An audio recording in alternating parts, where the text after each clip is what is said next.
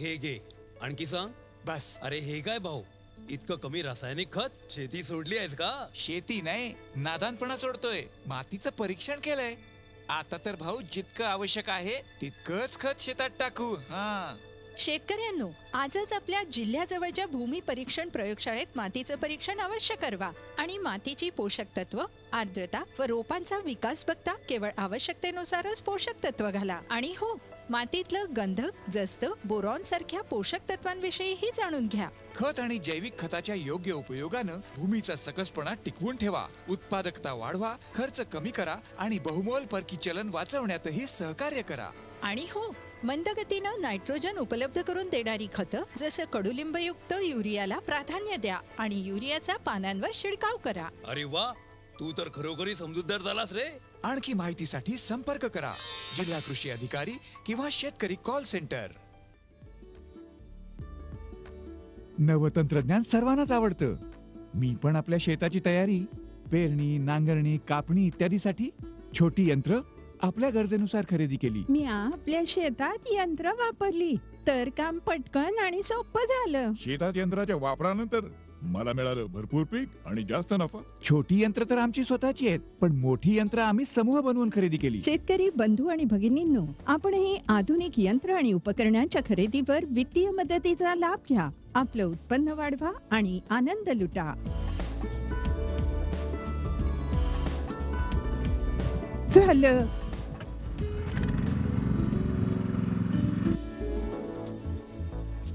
मी ठरवलंय, मी तुला शेतीचा इंजिनियरच बनवणार. नवीन यंत्र, नवी उपकरणं आपल्या द्वारी आली. होईल यापासून बरसात पिकाची आणि सुखाची.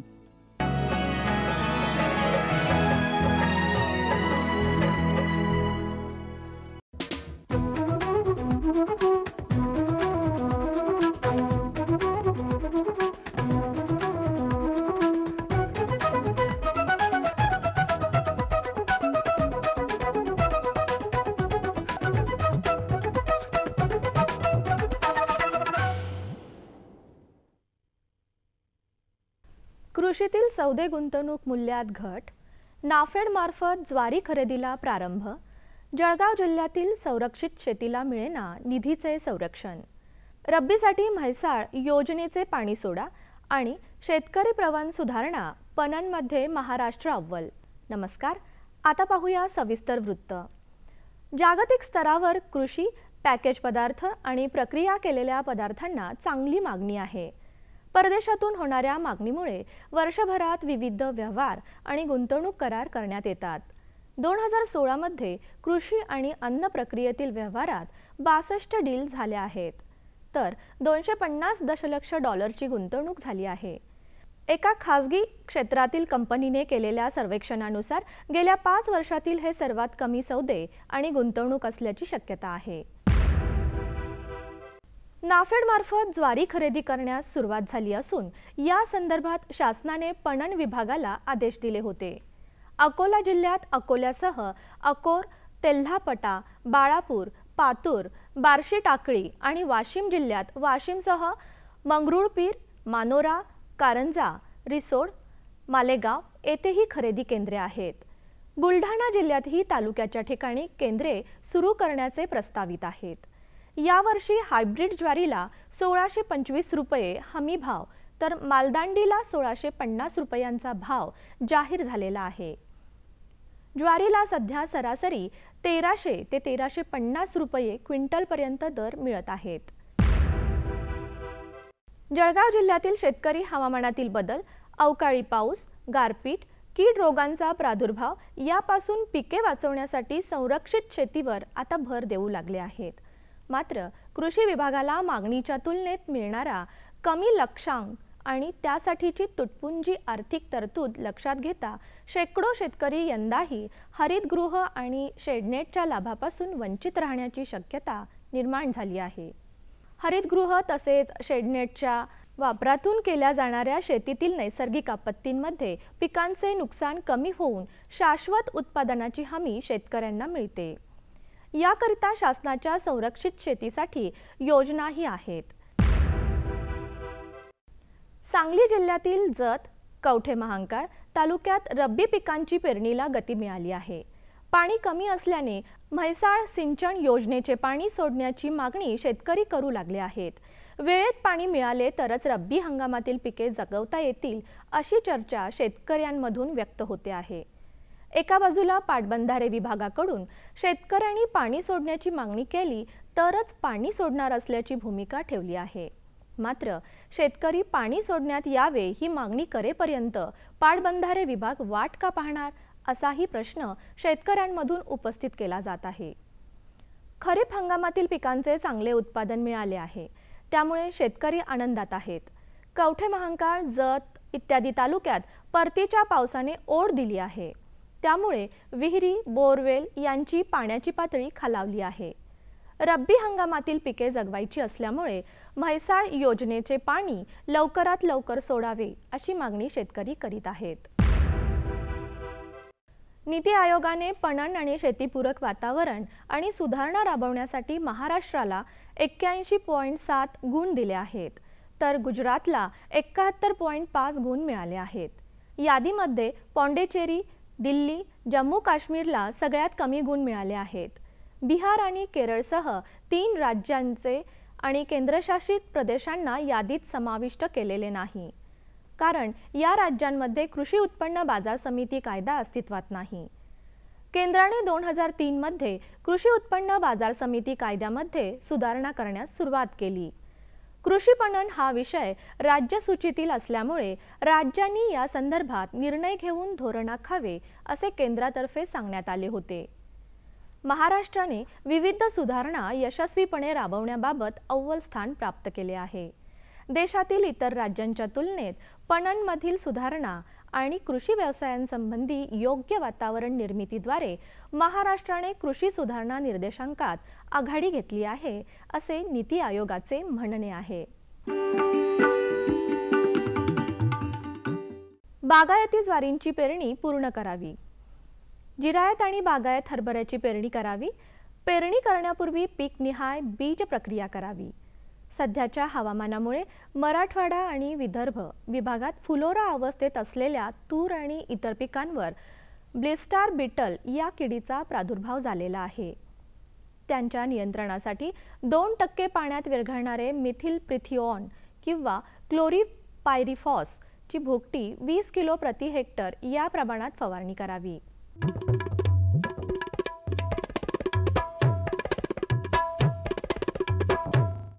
आता बघूया कराड कृषी उत्पन्न बाजार समितीचे काही बाजारभाव प्रति क्विंटलचे. लसूण कमाल 10,000 रुपये, किमान 7,000 रुपये. कारले कमाल 1,300 रुपये, किमान 1,000 रुपये. फ्लॉवर कमाल 700 रुपये, किमान 400 रुपये. काकडी कमाल 1,000 रुपये, किमान 700 रुपये. घेवडा कमाल 1,500 रुपये, किमान 1,000 रुपये. भेंडी कमाल 1,300 रुपये, किमान 1,000 रुपये. वांगी कमाल 1,200 रुपये, किमान 800 रुपये. शेवगा कमाल 3,000 रुपये, किमान 2,500 रुपये. टोमॅटो कमाल 500 रुपये, किमान 400 रुपये. कृषी बाजारभाव विषयक अधिक माहितीसाठी www.agmarknet.nic.in किंवा www.msamb.com या संकेतस्थळाला भेट द्या.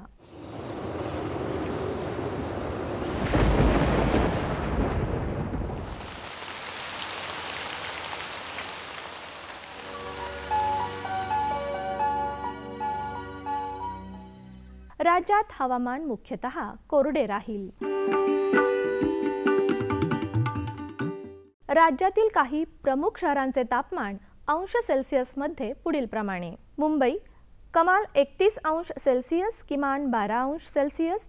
पुणे कमाल 30 अंश सेल्सिअस किमान 12 अंश सेल्सिअस, नागपूर कमाल 31 अंश सेल्सिअस किमान 13 अंश सेल्सिअस, नाशिक कमाल 30 अंश सेल्सिअस किमान 9 अंश सेल्सिअस, औरंगाबाद कमाल 31 अंश सेल्सिअस किमान 13 अंश सेल्सिअस, कोल्हापूर कमाल 31 अंश सेल्सिअस किमान 17 अंश सेल्सिअस, सांगली कमाल 32 अंश सेल्सिअस किमान 16 अंश सेल्सिअस, सातारा कमाल 31 अंश सेल्सिअस किमान 14 अंश सेल्सिअस आणि सोलापूर कमाल 33 अंश सेल्सिअस किमान 15 अंश सेल्सिअस राहण्याची शक्यता आहे. हवामान विषयक अधिक माहितीसाठी भारतीय हवामान विभागाच्या www.imd.gov.in या संकेतस्थळाला भेट द्या. या होत्या आजच्या कृषी वार्ता. पुन्हा भेटूया पुढील भागात. तोपर्यंत नमस्कार.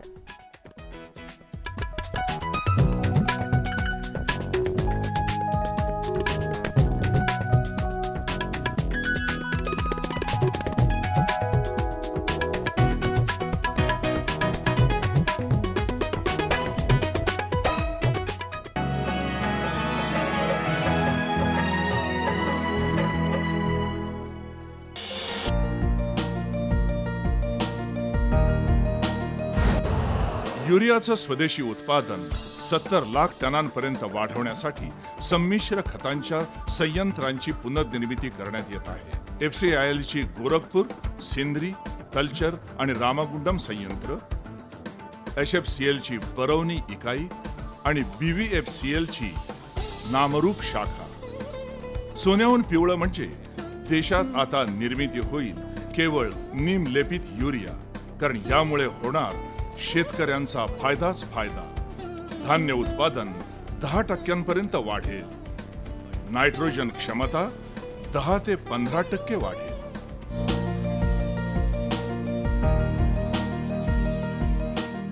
शेतकऱ्यांच्या हितासाठी मोठं पाऊल. प्रधानमंत्री कृषी सिंचन योजना. प्रत्येक शेताला पाणी, प्रत्येक थेंबानं अधिक उपज. सिंचनाचे योग्य उपाय आणि जलसंरक्षणाच्या नव्या तंत्रज्ञानासह वाढणार जमिनीचा जलस्तर. जिल्हा स्तरापर्यंत असतील सिंचन योजना. बिगर सिंचित क्षेत्रापर्यंत पोहोचल्यानं वाढणार उत्पादन. भारत सरकारची भव्य योजना प्रधानमंत्री कृषी सिंचन योजना.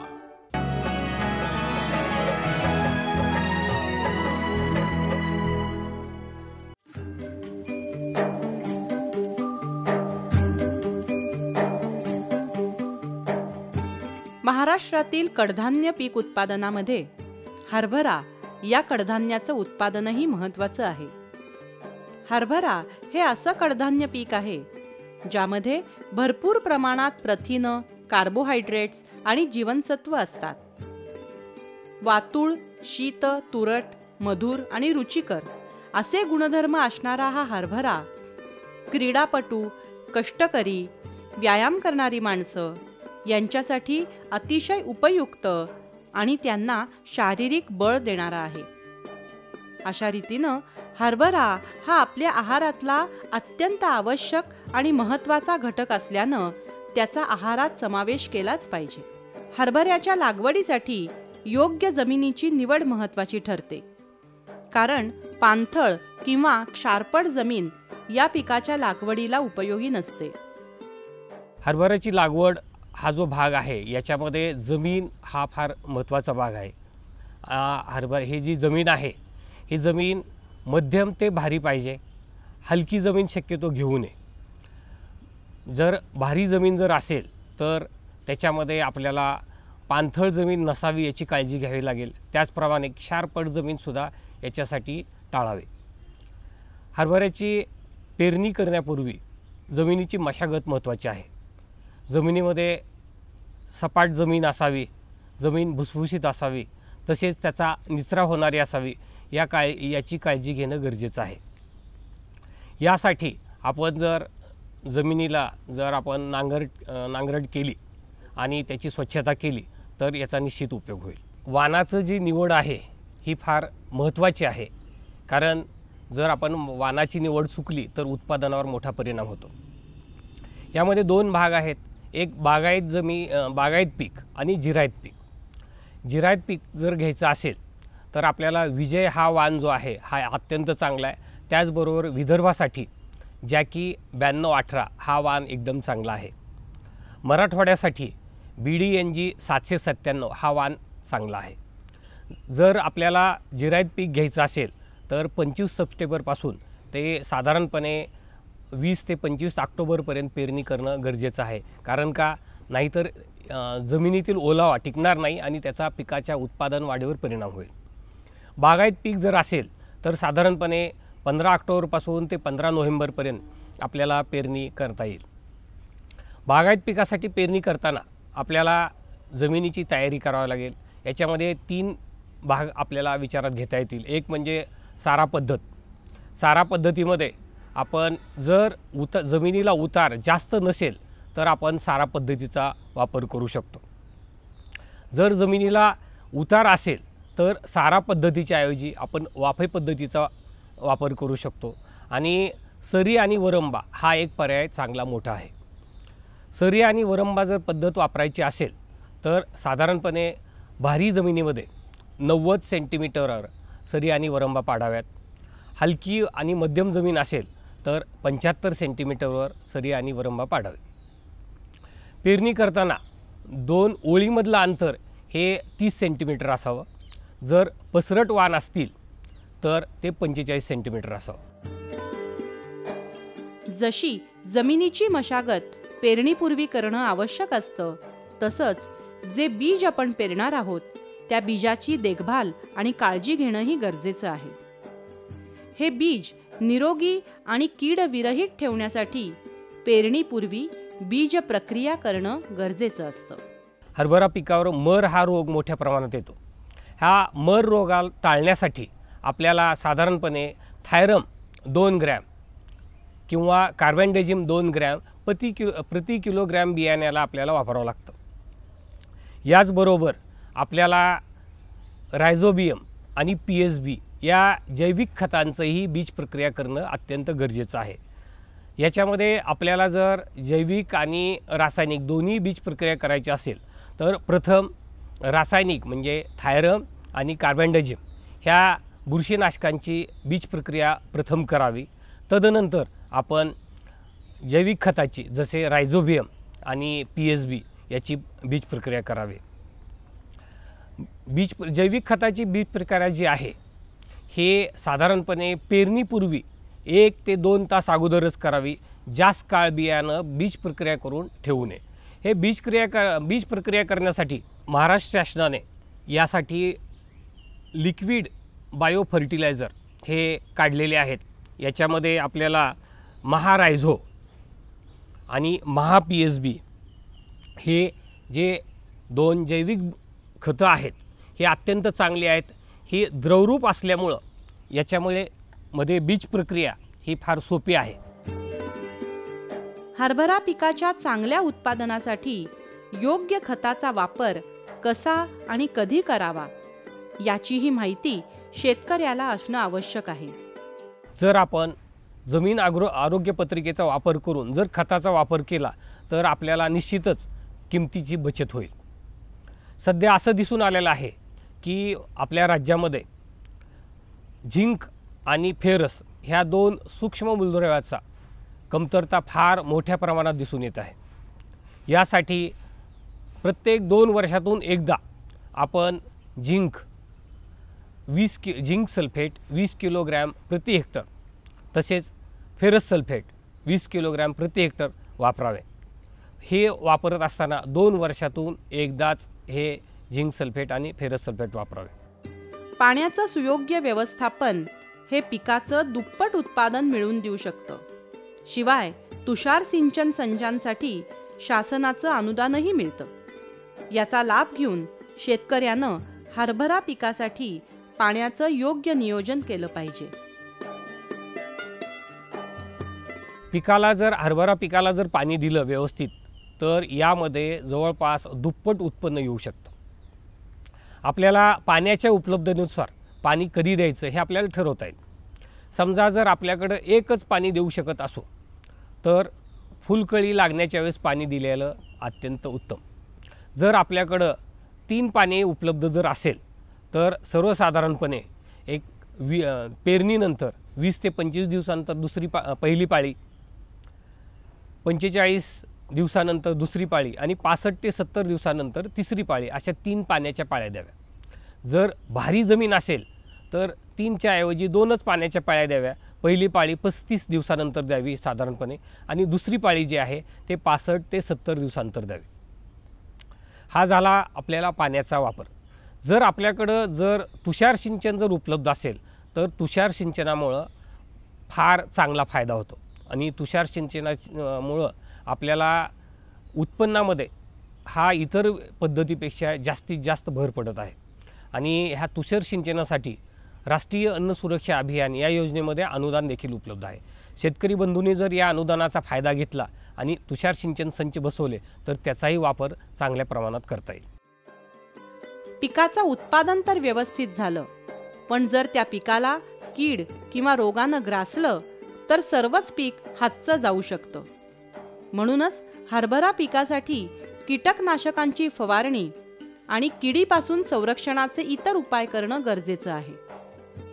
पिकामध्ये जर मान कुजव्या हा जर रोग दिसून आला, याच्यामध्ये हा कसा ओळखायचा तर पानावर ठिपके दिसून येतात आणि पानावर ठिपके जर दिसून आले तर आपण हा मान कुजव्या रोग आहे. हा सर्वसाधारणपणे पहिल्या 45 दिवसामध्येच येतो आणि याचं प्रमाण जर दिसून आलं तर याच्यासाठी कार्बेंडाझिम किंवा डायथेनियम 45 या बुरशीनाशकाची फवारणी करावी. आणि हरभरा या पिकामध्ये जी कीड आहे ही महत्त्वाची कीड म्हणजे घाटेआळी. ह्या घाटेआळीमुळं जवळपास 40% नुकसान होऊ शकतं आणि घाटेआळी ही पिकाच्या सुरुवातीच्या अवस्थेपासूनच येते. म्हणजे आपण जर शेतामध्ये गेलो तर साधारणपणे 20 ते 25 दिवसाच्या दरम्यान आपल्याला काळ्या छोट्या आळ्या दिसून येतात. अशा वेळी आपल्याला महत्त्वाची गोष्ट काय आहे तर वेळच्या वेळी आपल्याला त्याचं व्यवस्थापन करणं गरजेचं आहे. याच्यामध्ये सर्वात महत्त्वाचा भाग जो आहे तो म्हणजे आपण कीटकनाशकावरील खर्च कमी करण्यासाठी आपल्याला जे निंबोळी जे मोठ्या प्रमाणात उपलब्ध आहे त्याची प्रथम फवारणी जर आपण केली तर ते फार फायदेशीर ठरते. यासाठी साधारणपणे 25 ते 30 दिवसानंतर निंबोळी पावडर जी आहे साधारणपणे 5 किलोग्रॅम 50 लिटर पाण्यामध्ये आदल्या दिवशी भिजत घालावी रात्री. दुसऱ्या दिवशी ही गाळून घ्यावी आणि 500 लिटर पाण्यामधून एका हेक्टरसाठी आपल्याला याची फवारणी करता येते. फेरोमोन सापळे ज्याला आपण लिंग प्रलोभन सापळे म्हणतो, हे जर सापळे एका हेक्टरला आपण जर साधारणपणे 5 सापळे जर लावले तर याचा जो आहे आपल्याला ह्या किडीचा प्रादुर्भाव झाला का नाही हे ओळखता येते. हा सापळा आहे, याच्यामध्ये हा जो पिशवीचं जे टोक आहे हे बंद असणं गरजेचं आहे. यानंतर बऱ्याच वेळा असं दिसून येतं की शेतकरी बंधूंना हा याच्यामधला जो लूर आहे ज्याला आपण लिंग प्रलोभन म्हणतो, हे लूर वापरला जात नाही. बऱ्याच वेळा त्याची माहितीच्या अभावी शेतकरी फक्त सापळा लावतो. असे नुसते सापळे लावल्याने याचा काहीच उपयोग होत नाही. तर याच्यामध्ये हा जो लूर आहे हा लावणं अत्यंत महत्त्वाचं आहे आणि याची सोपी पद्धत आहे. याच्यामध्ये आपल्याला लूर लावण्यासाठी एक जागा केलेली आहे. तर याच्यामध्ये अशा प्रकारे जर आपण लूर लावला आणि हा सापळा जर आपण शेत पिकामध्ये साधारणपणे पिकाचं जे उंची आहे ह्या पिकाच्या उंचीपेक्षा साधारणपणे 1 ते 1.5 फूट उंचीवर हा सापळा लावायचा आहे. हे सुद्धा महत्त्वाचं आहे. जास्त उंचीवर सापळा लावला तर वारा आल्यानंतर याच्यामध्ये कीटक पकडले जात नाहीत. सर्वसाधारणपणे सापळ्यामध्ये 3-4 दिवस सतत एक 5 ते 10 पतंग जर याच्यामध्ये पकडले जात असतील तर आर्थिक नुकसानीची पातळी गाठली असं समजायला हरकत नाही. जर आपल्याकडं आपण सापळे लावले नसतील तर 1 मीटर ओळीमध्ये जर एक आळी सापडली किंवा 1 मीटर ओळीमध्ये जर एक 5 ते 10 घाटे जर नुकसान झालेले असतील तर ही आर्थिक नुकसानीची पातळी गाठली असं समजायला हरकत नाही. हरभरा पिकाच्या काढणीचा विचार करताना एक गोष्ट लक्षात घेतली पाहिजे की हरभरा ओला असताना काढणी करू नये.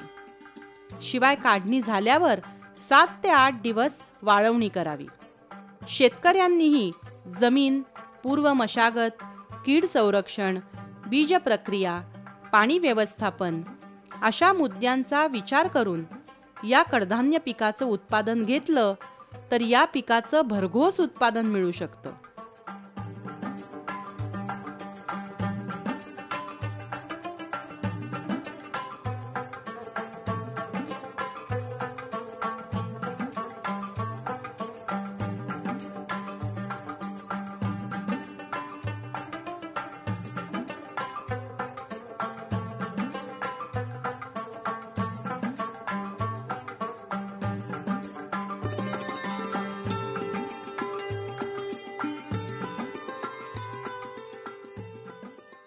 आमचा पत्ता निर्माता कृषी दर्शन, दूरदर्शन केंद्र पुणे. आमचे ईमेल आयडी असे आहे ddkpuneKrishi@hotmail.com आणि ddkpuneKrishi@rediffmail.com.